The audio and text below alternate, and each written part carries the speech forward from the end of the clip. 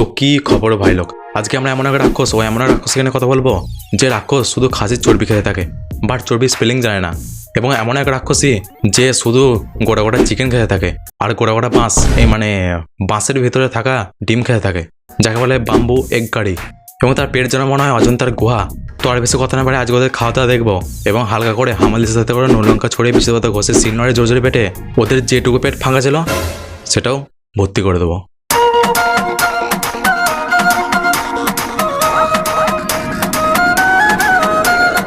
এই ভিডিওটি শুধুমাত্র এন্টারটেনমেন্টের জন্য বানানো এবং ভিডিওটিতে বিচুতি পাতা ঘষা আছে। আপনারা ভিডিওটা দেখবেন, মজা নেবেন আর ভুলে যাবেন। দয়া করে গায়ে মাখবেন না, নালে চুলকে চুলকে মরে যাবেন। Thank you so much. अस्सलाम वालेकुम। ये सब क्या देखना पड़ रहा है? अच्छा है मैं अंधा हूँ। মালিকুম আসসালাম। মালিকুম আসসালাম। আজাও খাসির চবরি। কি চাচা আরে বলো, কি বললে? আজাও খাসির চবরি।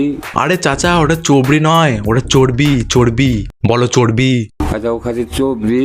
আবার বলে চর্বি, বলো চর্বি। আজাও খাসির চবরি। চর্বি। খাসির চবরি। লাঠিটা কোথায় গেল রে? খাসির মাংস, কোয়েল পাখির ডিম, ভাত। আপনারা দেখেন খাসির চর্বি, খাসির মাংস, কোয়েল পাখির ডিম, আর একটা কি বললেন চাচা? ভাত। ও আবার ভাতও আছে। আসলে ভাতটাকে চর্বি দিয়ে যা আল করেছে, মনে হয় এত চর্বি চাচার শরীরেও নাই। আর চাচা এটা খাসির মাংস না একটা গোটা খাসির ঠ্যাং?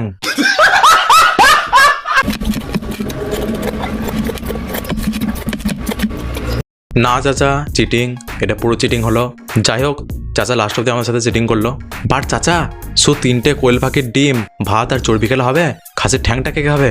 বাট চাচা যা খাসির চর্বি খেয়েছে, এতে চাচার হাটে চর্বি জমে heart attack confirm. Hello guys. Hello chicken. Hello guys. ও পিছনে দিদিও আছে? আমি তো বললাম শুধু দুটো গোটা মুরগি আর বাঁশ আছে, পিছনে রাক্ষসে আছে, মানে দিদি আছে বলে বোঝা যাচ্ছে না। I am back again with ধমাকেদার মেনু। আচ্ছা দিদি, আমরা মানলাম মেনুটা ধামাকাদার, বাট এই দুটো গোটা মুরগি তোমার পেটে ঢুকবে কি করে? হয় দিদি এডিটিং করে দুটো মুরগি খেয়েছে বলবে, না হয় এই দুটো মুরগি খেয়ে পরের দিন সকালে কোকরকো করে ডাকতে থাকবে।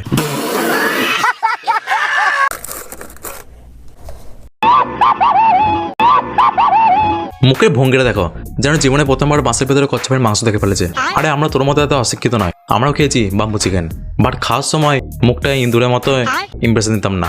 চুপচাপ খা আর ওই বাঁশের মধ্যে হেগে শুয়ে পড়।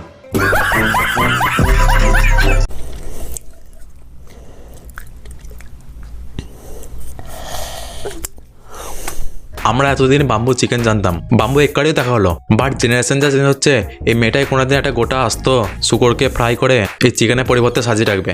আর সেটাকেও যদি শান্তি না হয়, তাহলে একটা গোটা আস্ত মানুষকে ফ্রাই করে এই টেবিলে সাজিয়ে রেখে বলবে, hello guys, welcome back again with ধামাকেদার মেনু।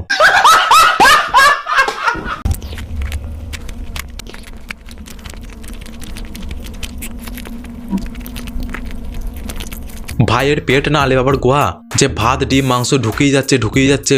আমার তো মনে হয় আগের জন্মে রাক্ষসী ছিল, মরে যাওয়ার পর ঠাকুর একে বড় দিয়েছে যে এ পরের জন্মে তুই হাঁকড় ম্যান হয়ে এত খাবি আর তার ভিডিও করে লোকদের দেখাবি আর লোক তোকে গালি দেবে।